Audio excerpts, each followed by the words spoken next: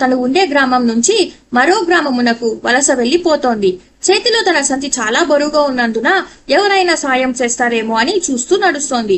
అంతలోనే ఓ వ్యక్తి గుర్రంపై అటుగా వచ్చాడు. అతన్ని చూసి ముసలవ్వ, నాయన, కాస్త ఈ సంచి పక్క గ్రామం వరకు తీసుకెళ్తావా? గ్రామం మొదట్లో నా కోసం వేచి ఉండు, ఇంకా కాస్త దూరమే కాబట్టి తొందరగా వచ్చేస్తా అంది.